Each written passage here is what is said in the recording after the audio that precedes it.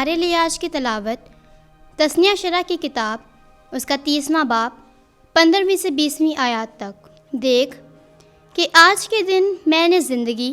اور نیکی کو اور موت اور بدی کو تیرے آگے رکھا ہے۔ اگر تو خداوند اپنے خدا کے احکام پر عمل کرے جن کا میں آج تجھے حکم دیتا ہوں کہ تو خداوند اپنے خدا کو پیار کرے اور اس کی راہوں میں چلے اور اس کے احکام اور قوانین اور قضاؤں کو مانے تو زندہ رہے گا اور بڑھ جائے گا، اور خداوند تیرا خدا اس ملک میں تجھے برکت دے گا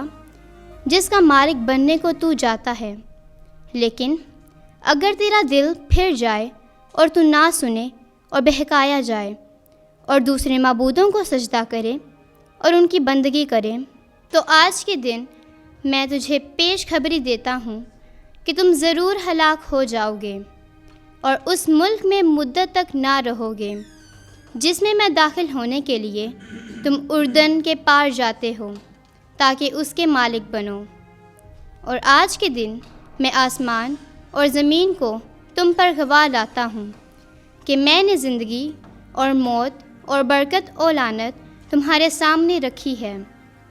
پس تم زندگی کو چن لو تاکہ تو اور تیری اولاد زندہ رہو، کہ تو خداوند اپنے خدا کو پیار کرے اور اس کے حکم کی تابع داری کرے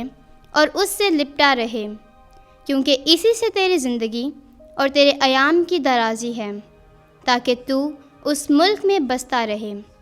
جس کی بابت خداوند نے تیرے باپ دادا ابراہیم اور اسحاق اور یعقوب سے قسم کھائی کہ وہ انہیں عطا کرے گا۔